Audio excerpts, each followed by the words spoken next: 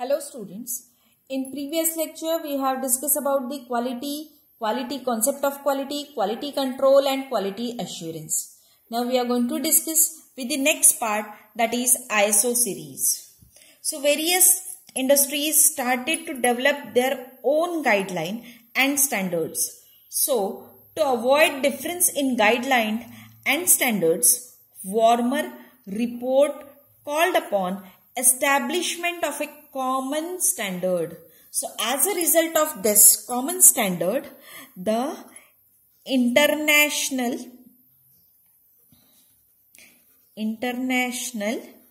Standard Organization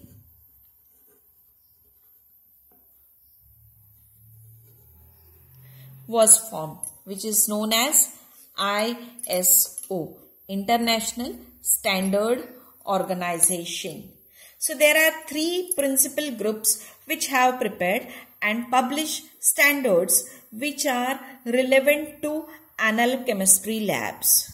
So first is the Organization for Economic Cooperation and Development, OECD, Organization for Economic Cooperation and Development, OECD was developed, which has developed good laboratory practice standards. Second is International and National Standard Organization produced. So standards relevant at different level, and International Organization for Standardization has produced a range of standards. So ISO 9000 series of quality are most relevant.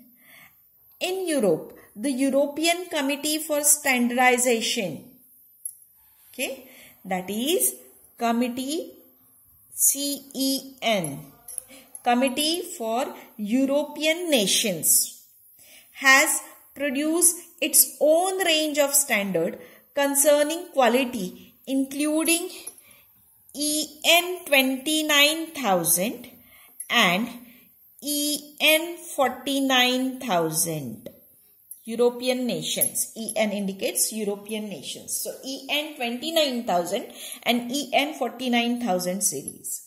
Okay. So in Britain, British Standard Institute, okay, British Standard Institute has produced a range of standards addressing quality, which is known as BS 5750 series. Okay. While national laboratory accreditation bodies produce more detailed quality requirements for lab, which is known as a NABL, National Accreditation Laboratory Bodies. Okay. National Accreditation Body Laboratories. Okay. ISO 9000, okay, especially ISO 9000, okay, was developed by the Technical Committee of the International Standard Organization in 1987.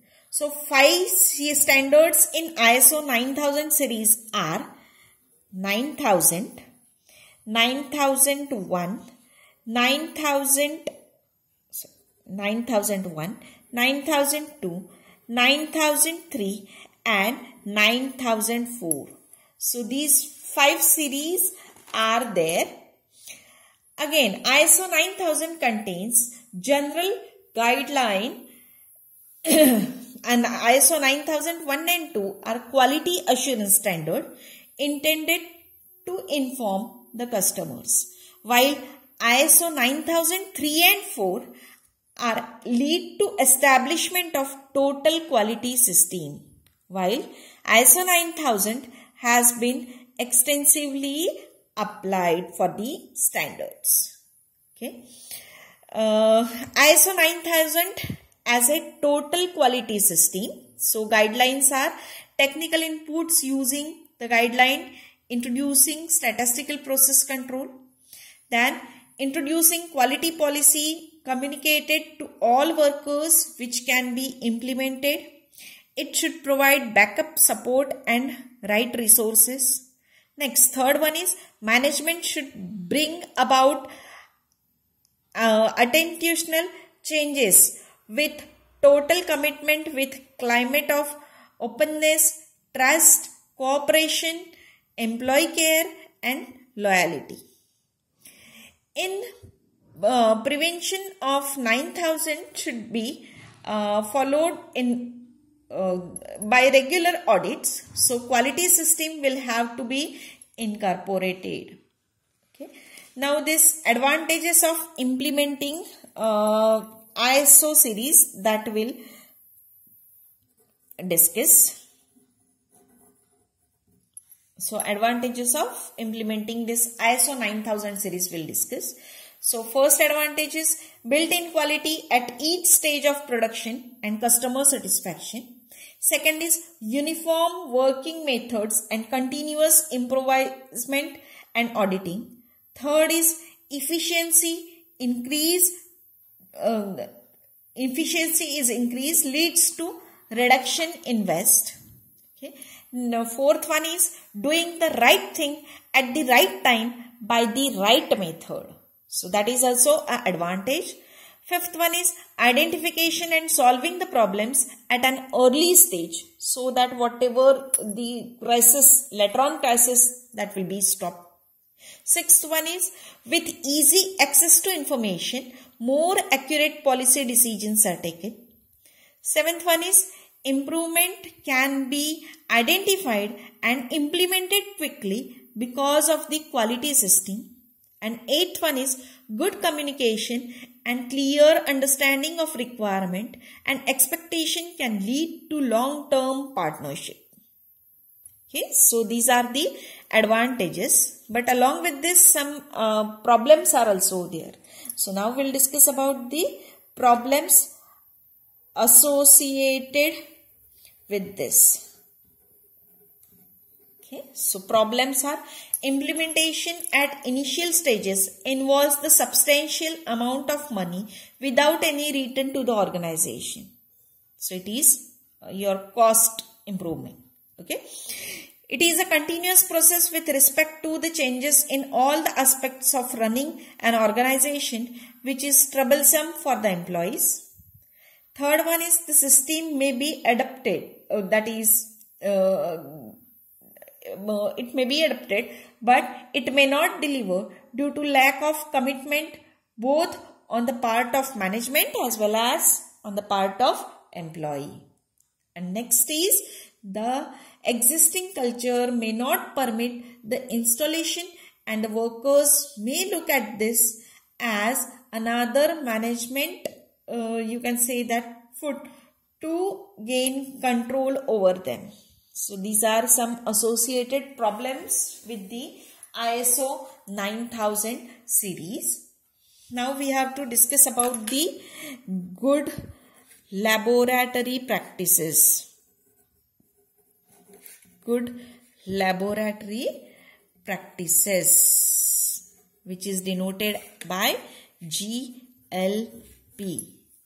Now GLP scheme is the quality of the product. When these steps are done for the product, we can be sure about its quality. So this also indicates that if the product does not meet the requirement, then it should be rejected. It can also be defined as operational techniques or procedure that will sustain and improve the quality of the final product. Okay, so the properties and the parameters associated with the product should be known. Appropriate methods needs to be developed to measure the parameters and the properties of the product. The condition under which the product can be rejected should also be known. So that all should be included in this GLP, good laboratory practices. Now motto of quality control should be the no production without measurement, no measurement without records, no records without analysis, and finally No analysis without feedback loop. So the quality control is a two-way interaction between production, engineering and marketing. So it is a business policy concerning all aspects of product that will lead to quality product. Now whenever we are going to use this GLP, or whenever we are going to expect that we should get the quality product, at that time the material which we are using, that is also important. So we'll discuss about the reference material.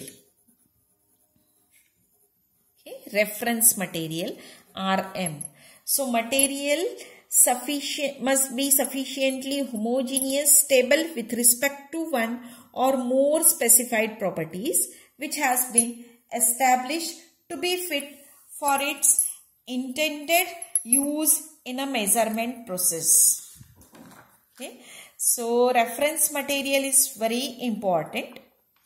Now whenever we are going to consider the reference material RM, at that time CRM is also there. So CRM indicates certified reference material. When the reference material is characterized by the meteorological valid process for one or more specified properties, accompanied by a certificate that provides the value for a specified property, its associated uncertainty, and a statement of meteorological traceability for which it is to be used. So it differs from only reference material. So certified reference material is definitely more better than that. Now whenever you are going to use, at that time along with the CRM, SRM is also there. So the SRM is standard reference material. Okay. So CRM issued by the NIST, that also meets the specific certification criteria and is issued with a certificate or certificate of analysis that reports the result of its characterization and provides information regarding to appropriate uses of the material. So this SRM is prepared by or specially prepared and used for mainly three purposes: to help to develop accurate method of analysis, to calibrate measurement system, to use to facilitate exchange of goods, institute quality control, determine performance characteristic or measure of property at the state. And third one is to ensure the long-term adequacy and integrity of measurement quality assurance program. Okay. So this SRM material logo is given is like this, that is, it is nothing but the diamond shaped logo having the words or term SRM included in that. Okay. So this is about reference material, CRM and SRM. Now we'll discuss about the analytical reagent and laboratory reagent. So whenever in the laboratory different types of chemicals are used, like solvents, solids, they may be of organic origin, they may be of inorganic origin, they may be used for different purposes, then the origin of that chemicals should be known, as well as the purity of the chemical is also important. So on the basis of these, the chemicals are commonly classified into different terms. So we are going to discuss that terms. So very first we'll discuss about the LR grade chemicals. Okay, so LR grade reagent is nothing but the chemical used in laboratory reagent, LR grade. Okay, so it can be further classified as pure, extra pure, and so on. So definition implies a chemical of lowest purity that is available in the bulk quantity in the form of in the form of drums or bags and everything. So that is known as a LR grade chemical. Next is AR grade. Now AR grade chemical contains the trace impurities and restricted to lowest possible limit for the high precision. So these reagents used mainly for analytical application, research and quality control work, as well as for high precision work. So AR grade chemicals are highly purified chemicals.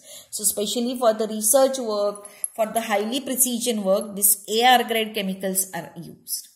Next is GR grade. Okay. Now GR grade chemicals are essentially AR grade reagent carrying a certificate with it regarding to purity and the impurities with an estimate of their amount. That means GR grade chemicals are specially of AR grade, but details of purity and the details of impurity present in it with the amount must be given. Okay. Along with this LR, AR, GR, some other grade are also there. So SES grade is there.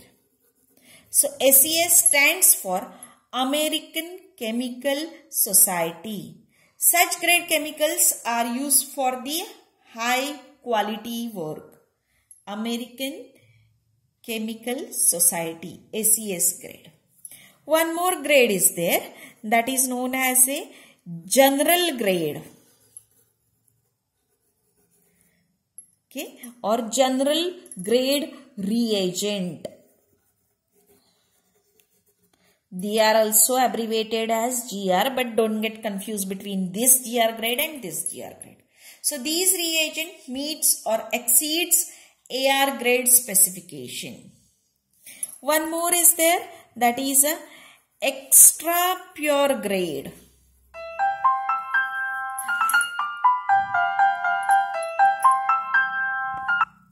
Now these extra pure grade chemicals are suitable for lab accreditations and also work requiring compliances with pharmacological standard.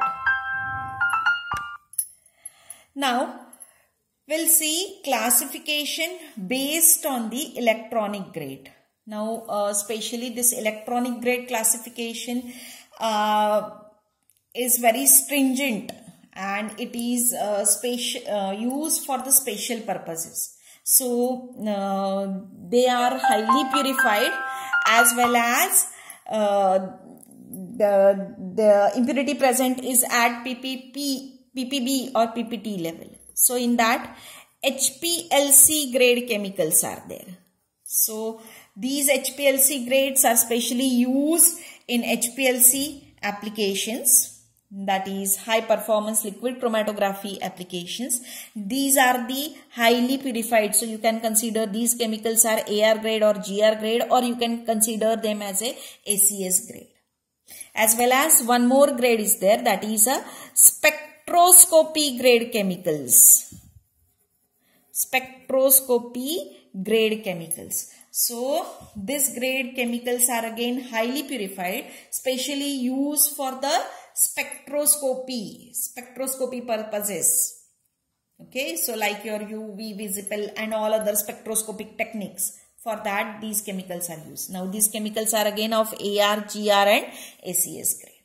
So that's all for your quality control, quality assurance and concept of quality chapter. So with this we have completed the syllabus. I'll upload the notes for the same. Please write down the notes within 8 days. And best of luck for your exam.